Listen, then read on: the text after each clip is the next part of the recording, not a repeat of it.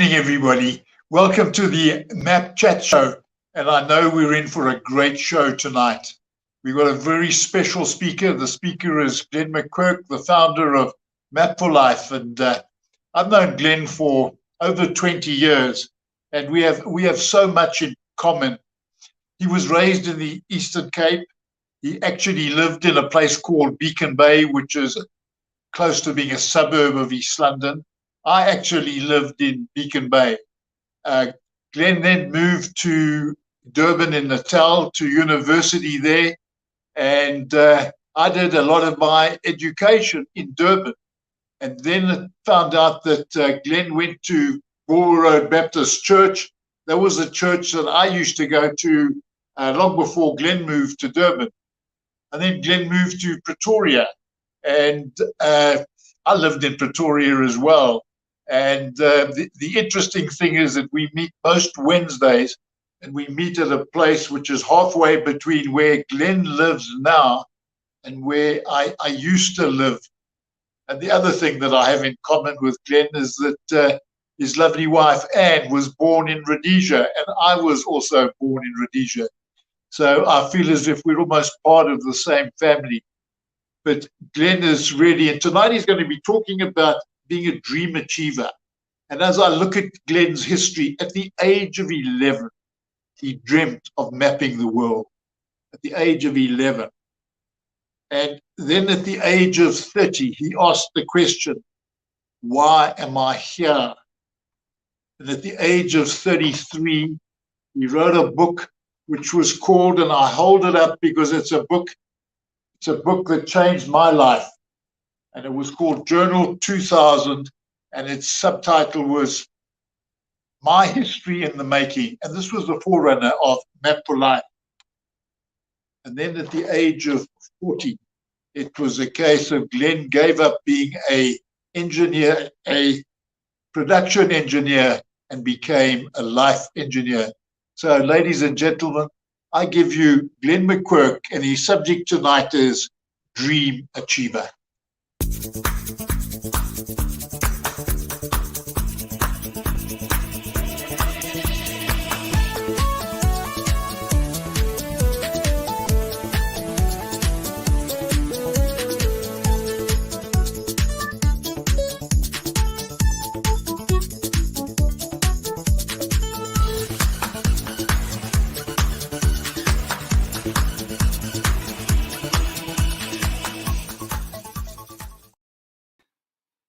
Well, good evening. This is a really, really exciting session, and it's so wonderful to have almost our very first user of Map for Life. In fact, I'm certain our very first user of Map for Life, Peter Darrell, introducing me this evening. And what's exciting is that we've got a panel tonight where, in fact, one of our other members is also somebody who got one of those very first copies of Map for Life. And so I'm really privileged, and together, what's exciting is that these two gentlemen, which you're going to meet later on in the panel, have grown wise with me. Back in 1999, I think we all looked quite different. And so it's really a privilege to be sharing with you this evening. And I trust that the message, which is actually part 2 of a series that I'm going to be bringing to you, is going to be relevant for today and for such a time as this. So just very quickly, I would like to recap on the first talk that I gave on this subject, which was actually titled Dream Catcher. And this is not to be confused with the concept of a dream catcher in the Americas. No, this is talking about what kind of dream should you and I really catch. And as we went through that particular talk, I shared some key words that were relating to the right kind of dream. And just to remind you, it was about dreams that connected with the desires of your heart. I mean, that's the kind of dream to connect to, one that makes your heart begin to beat faster. Dreams that are relevant, that are connected with needs in society, ones that evoke an emotional response. You know, they kind of burden you. They don't go away. They keep you awake at night. dreams that are aligned with your purpose, and ultimately dreams that are meaningful. These are the kind of ones that we need to grasp and hold dear to ourselves. But tonight is part 2 in this process, and this evening I want to talk about specific attributes that you and I need to achieve our dreams. I think as I'm talking to you this evening, I know that nobody has dreams that they do not want to achieve. I mean, when we have a dream, it's something that we want to see fulfilled. But sadly, so many people give up and they never become dream achievers. They have a list of dreams that they should have achieved. In fact, my father used to say something often, and it was 2 words, just 2 words. And those 2 words were, if only. And I think people who have dreams but fail to achieve them are the ones that utter those words, if only. He used to also say that if is a very small word but has a big meaning. And so tonight I want to talk about what are the attributes that you and I need to be an effective dream achiever. And of course, by now you know that I like to share messages that are easy for you to remember. So tonight we're not going to go beyond the 5 fingers on your hand. Okay, so you can give the first one a thumbs up. And the first one is that the kind of character trait that you need to achieve a dream is absolute determination. I'm not talking about the kind of determination that the world seems to peddle. It's not the determination to be the winner. It's the determination to finish. This is the thing that is lacking in today's world. People stop short of the finish line. I'll never forget when I had the opportunity to do my national service or community service for our country back in the 1980s. And we had an event that took place in the center of South Africa in a city called Bloemfontein. And what they had done was they had gathered the top, or rather the fittest people from around the country, and we were going to participate in a competition.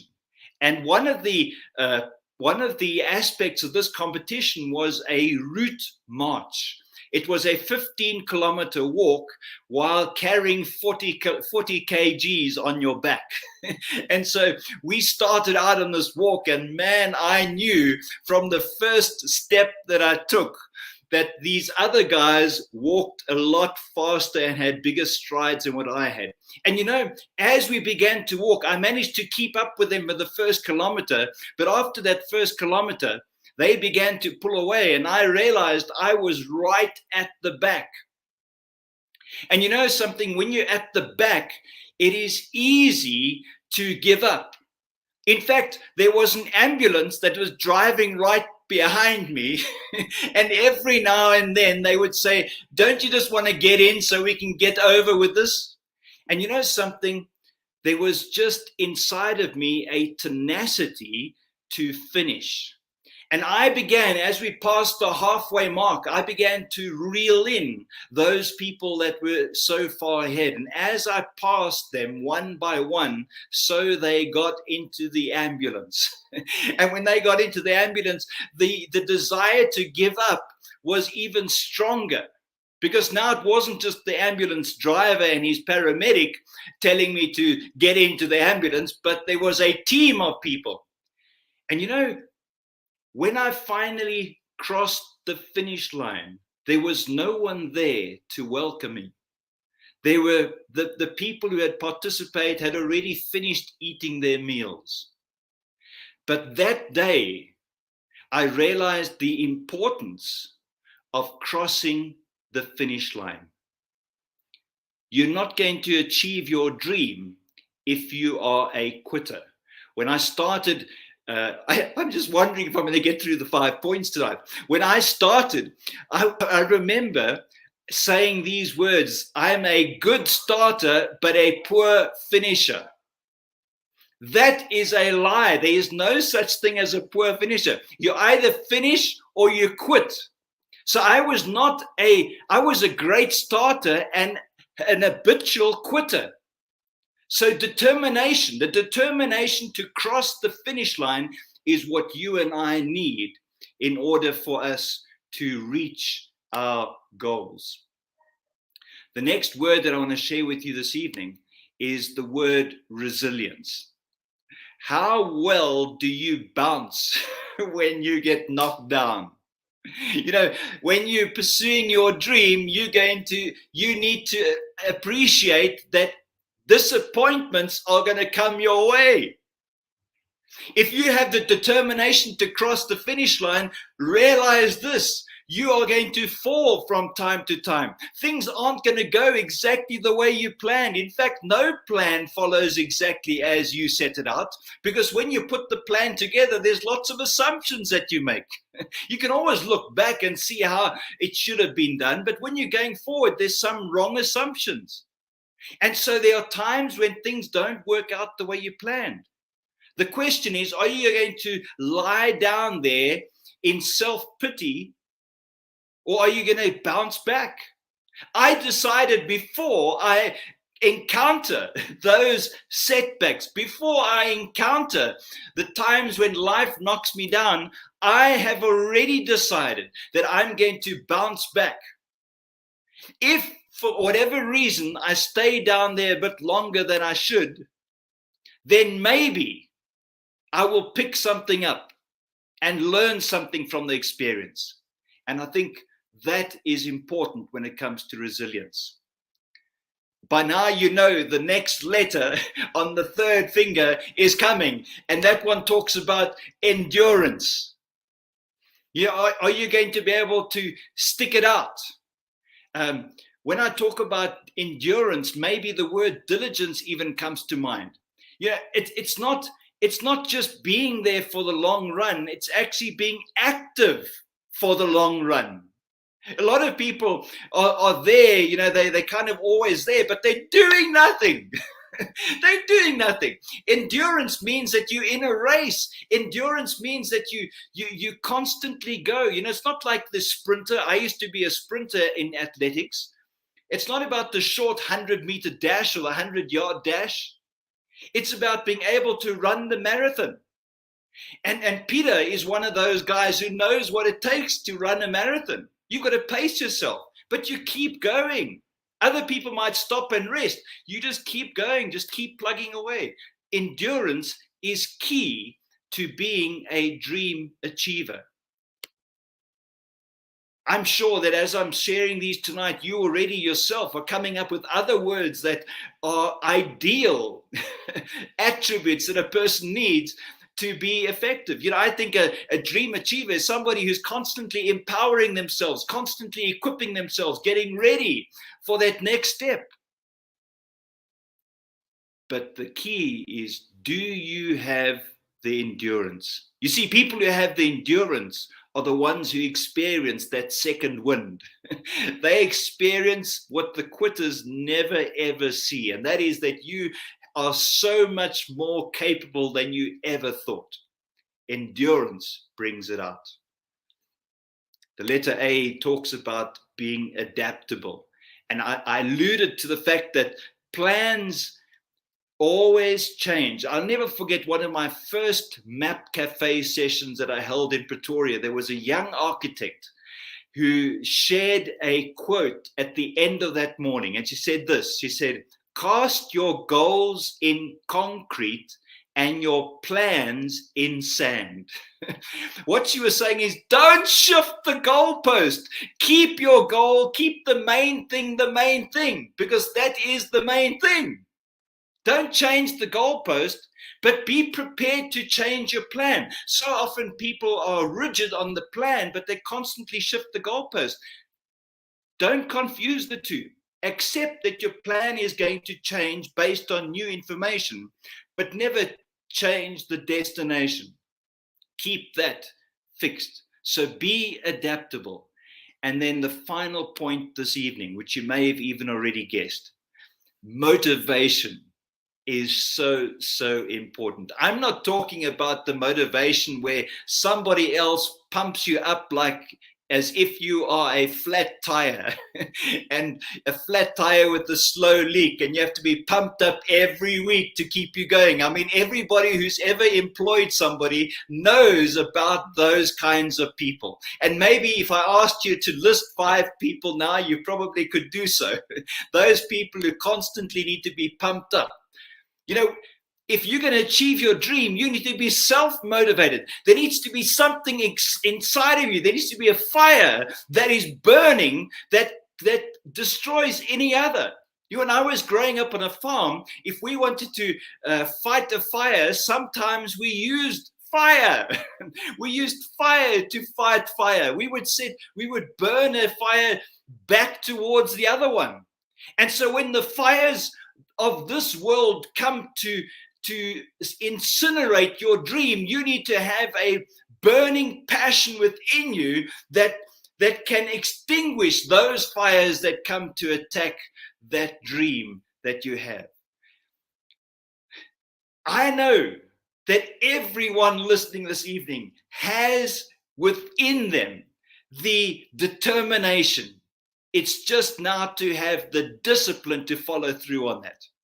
And so if you've got the right kind of dream, the one that I shared, the one that is linked with the desires of your heart, the one that is relevant, the one that has evokes an emotional response, one that is aligned with your purpose, one that is meaningful, that's going to make a purposeful difference in this world. If you've got that kind of dream and you take these attributes of determination, resilience, what is the E? The E stands for, of course, you know, endurance, and that you're adaptable and you have that motivation, that inner burning. I know without any doubt that you are going to achieve those dreams that you have. I can't wait this evening to hear what the panel has to share with us, because I know that they're going to be able to add value to what I've shared with you.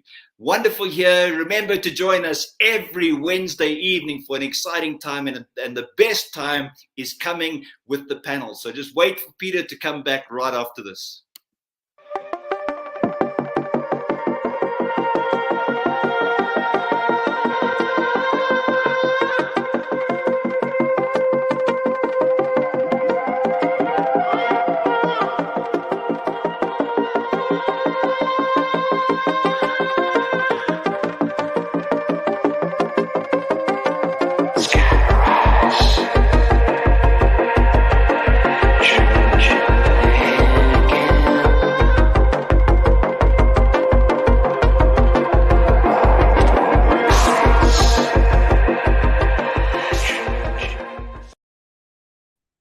Wasn't that fantastic? And for me, today's been an incredible day. I was very fortunate this morning to go to a corporate sport breakfast, and our special gift was Siya Kolisi, the Springbok rugby captain. And Siya Kolisi was a little boy who grew up in Black Township, Sweden, just outside of Port Elizabeth. And he went from those dirt streets of Zweden to captain the Springbok team in Japan and winning the World Cup. And to hear his story, and it certainly just fitted in with what Glen had to say tonight. And as I was listening to Glen, and we touched on specifically the motivation one, and Siya was asked, what do you do to motivate the Springbok rugby team? He says, they don't need to be motivated. When they run onto the field, they know that they've got a job to do. And it's a case of they're determined to be resilient. They're determined to endure, and they will adapt to anything to make sure that they win. So it was just so wonderful to have seen somebody like Siya this morning, and now to have somebody like Glen just reiterate what Siya had said to me this morning. And tonight we've got a wonderful panel in front of us. And I'm really looking forward to meeting with them. Dr.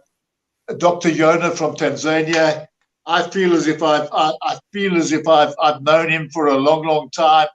And then there's Amelia, who I think tonight is coming to us from Secunda. And then I'm really privileged that tonight we have Glen Mshlangu, who was at one stage the Speaker of the House of Assembly, and has actually stood in as the President of South Africa. And as I said to her in the introduction, I'm not quite sure, do I call you Madam Speaker or do I call you Mrs. President? But Glen, it's wonderful to have you with us.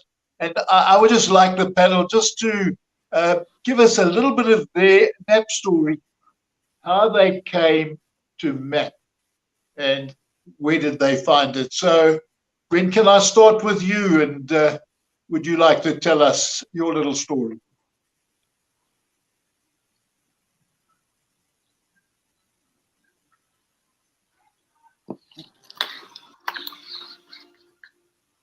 Are you coming through, Glen? We did have Gwen's having a sound problem. Glen, I'll come back to you. So can I just pass over to you, Dr. Yona, just to hear your story, and we'll see what happens when we come back.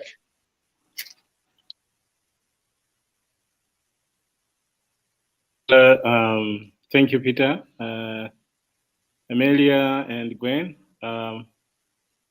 It's really an honor to speak to the great lady. That's my pleasure. My background is kind of interesting, as Glen said. We have grown together with this powerful concept of MAP for Life. Originally, it was a journal. Now, my story starts like this. I traveled to South Africa one time, and I was in Cape Town at the waterfront. So I walked into this bookstore, and while I was going through the shelves, and I saw this book, kind of funny. It was gray, and when I looked at it, it's empty, but full of empty lines, and I kind of got attracted to it because it was something that was expressing my style of doing things. The name to call it, and suddenly, by that time, Glen called it the journal. That was 1999, and MAP for Life was not yet born. So I just built that habit. I'll always order the journal. And I think about a year later or two, and then the MAP for Life came.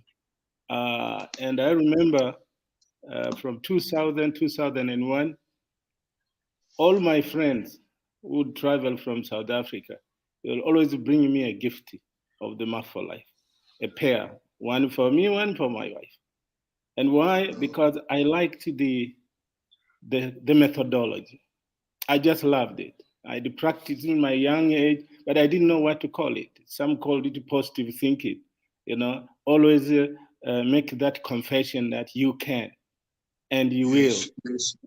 And you always write it down. Don't just carry it in your head. You write it down, and each time you read it, you repeat again and again. And so this way, it really stays with you full time. And so the journal kind of consolidated that practice.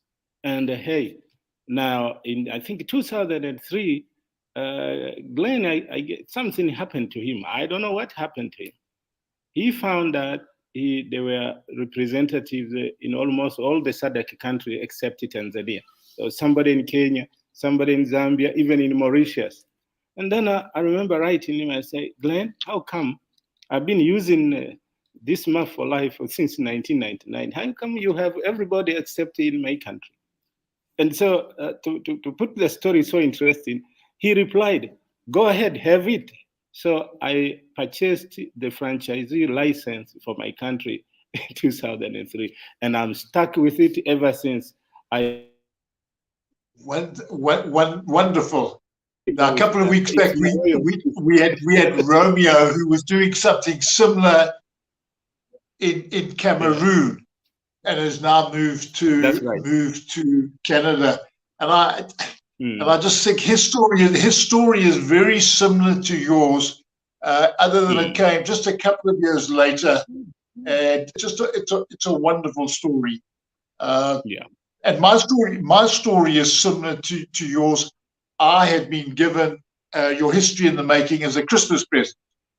And my wife said, I think this is the type of book that you like. And just like you, I'm not an engineer like you.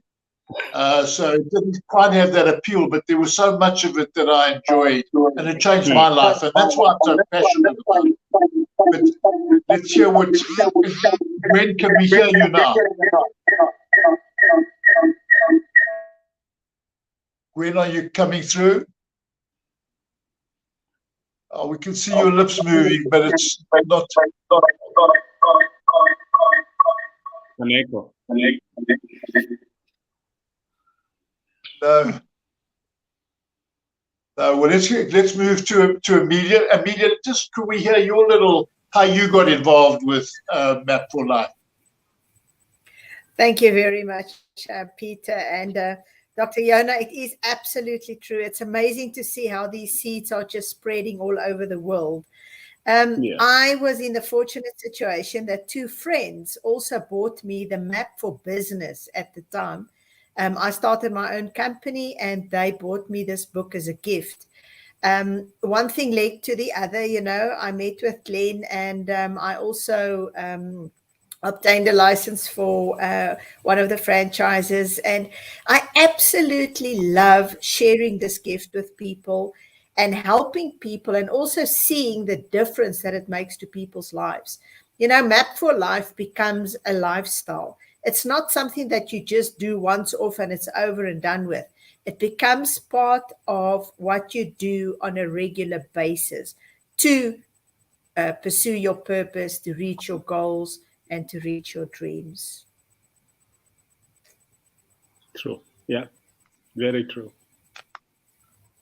Now, coming back to Glen's presentation tonight, what are your thoughts on his determination, resilience, endurance, adaptability, and motivation? What is your experience on achieving dreams? Dr. Yona? Could you give us an example of what you've done? When I started to practice them, days of always having these letters represent something. I'm sure one day he'll have his own big dictionary or encyclopedia.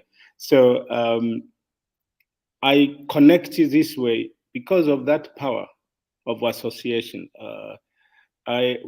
Foremost, let me put it this, it has really cemented the fact that words, call them letters or whatever, words are really for creation, for creativity, not for communication. And I salute Glen for that spirit.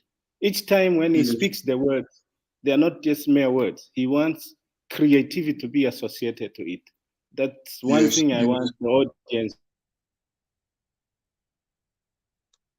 Divine. Words are not, they were meant for creation, for creating, not really for communication. I think we messed it up. And so we are very careless with what we say, sometimes not knowing they are actually seeds that you plant out there and you're going to harvest someday. So to pick up from the word itself, dream, and the letters, how Glen presented, I can only give testimonies. There's so many of them. But living a purposeful life is really that desire in you to mentor others to live their dreams. That has been one of my, shall I call, desire, that if I can do, can I help someone else to do the same and live that dream? And now the dream really is that your antenna of ideas is tuned divinely. You can see it come to pass. So and it takes endurance. When you start, you don't quit. Why? Maybe no resources, no support. Maybe there's nobody. And I can tell you in my country, and perhaps you have heard the stories, the case, and I talked a lot about it. No father, no mommy, no support, nothing. So poverty to the core. And then what do you do? And I'm one of those guys that say, look, it has nothing to do what you can become. Okay, just speak what you want to become, then write it down. So that belief that goes with that, I've seen time and again, kids coming out of it and turning their lives all around to become really successful and extremely significant. So my initial response to what Glen presented is really a package. It's a package that goes with the fact that humanly we are, let them trigger create and motivation is really the surrounding. Who's around you? How are you feeding yourself? What kind of books are you reading? Who are you associating with? You know, divine, the teaching is like those associate with you determine your future. If you choose wrong friends, certainly you can see the outcome won't be good. So in a way, to me, motivation, as much as can be internal, but I think also it's external. The passion is internal, but the support is external. And the two, one can be a dream killer. So I can leave it that way as an initial response. Thank you. Let's see. Gwen's been enduring. She's been resilient. She's been all sorts of things. When are we hearing you now? And can you tell us how? So. Oh, wonderful. I think you can hear me now. Thank you. Beautiful, beautiful, wonderful. Now we want to hear how you got involved with Map for Life. Well, it was in 2016 when a young lady called Octavia told me about Glen and told me about this Map for Life, which is exciting her so much. And I was at the end of my active life, and I told myself, why should I be listening to this gentleman? What is he going to give me which I do not know? I am well traveled. I've attended more than 1,000 conferences. I've listened to people. I've spoken to people. Is there anything else? You know? So I was a little reluctant, I must say. But with the persuasion of this young lady that I really have a passion for, I decided, let me just give it a try. Let me just, satisfy this young lady so that she gets off me and she doesn't tell me about this guy anymore. And the 10 to 15 minutes into that meeting, I saw and heard things that in my adult life I had never heard before. Wonderful. And I asked myself, where has this knowledge been all the time? Because, and I even said to him, I don't know what I said at that same day, that if after we get an inauguration of all members of parliament, before they can even be assigned to committees, if we can emphasize that we give them Map for Life, then they go into committees or into any other responsibilities, knowing that they have to know where they are destined, and how they have to reach that destination. Because that is what Map for Life is actually helping you with, that you are here, you want to go to Johannesburg, these are ways that can take you there, and this is the safest one, and so on and so forth. So I then regretted why I took so long to honor this appointment, because there was a lot of wisdom that was coming out of this gentleman. And he was saying whatever, I beg your pardon? He was saying everything that he was saying from some deep satisfaction, imparting this knowledge and wanting everyone that we can meet, that you can come across, to actually feel so passionate about things that they believe in. He used one word that even today I still use, that is significance, and I always tell myself, whenever I go into doing anything, at the end of it, people should know that there was a Gwen who was here, because I will always make sure that I leave significance, not having attended a conference or ticked and received books and left, but I must leave any gathering that I go to with significance. And wonderful. And to me, that was the first thing that I took from Glen. And I also understood that he was talking about resilience without any doubt, saying, you need to understand that this life that you are planning or this map that you are putting forward may not go the way you want, because that is how life is. And you should understand that you will be able to fall, but it depends on whether you want to fall and stay there, or you fall and rise and go back and say, I've learned some lessons that I'm now going to use as I journey forward. So to me, in a nutshell, how I met I came across Map for Life, it was that way. I met Glen and I heard from himself, and immediately I said, I'm enrolling for the, I think I took first one course and then immediately I went on to the mastery, because I told myself, I thought I knew a lot, and I discovered that what at times you think is knowledge is actually not knowledge until you try and apply it to your everyday life. And if you don't get answers from the type of knowledge that you think you have, then it means you still have to go out and seek for knowledge. Wonderful. You know what I really enjoyed about you? You spoke about Octavia, and you spoke about how you have a passion for Octavia. But I think there are a lot of us who've got a passion for Octavia. And what I really enjoyed was before you came on and spoke about Octavia, Octavia is out there in the audience and she's passed comment, and she spoke about it of those words that Glen used. She felt that endurance was the single most important one. And so she certainly had something to say, and she's one of our superstars. And so, Octavia, thank you for your comments.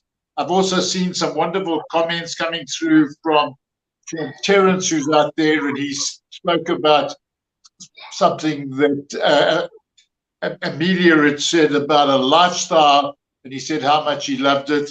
And then I loved his other little comment where he said, show me your friends and I'll show you your future. And it's just wonderful to hear those things.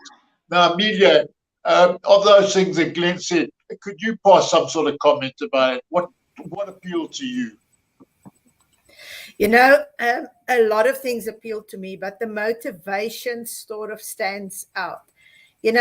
As Gwen was talking as well, when she was saying, when you get involved with Map for Life, suddenly you have these aha moments. And I think it's because it's all these principles that we know already that is packaged in a way that the puzzle pieces just fall together. And for me tonight, it was the motivation part. I couldn't help but thinking about the quote that says, motivation doesn't last, neither does bathing, and that's why we recommend it daily. It is so important to continue keeping yourself motivated. Motivated is not a once-off experience that you just do and it's over and done with. It's something that you must consistently continue to do.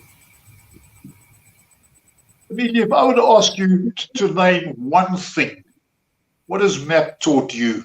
And I'm going to ask both Dr. Yono and Gwen the same question. So I'm putting you in the hot seat, asking it to you first. What is the one thing it's done for you? For me, the main thing was the action. I always had a lot of plans, but I never actually got to the point where I actioned it until Map for Life came into my life. That is when I started learning and understanding the importance. Just do it. Stop stopping. Start starting. Take action. Nothing will happen. Even if you just take one small step towards your goal, that one small step adds up. And before you know it, you're right there. Wonderful, wonderful. Dr. Yono, what about you? What one step or one single thing that has done in your life?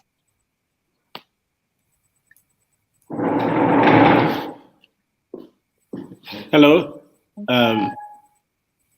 It's my turn now? Yes, just to tell us what the one, just if you were to pick out the one thing MAP's done for you.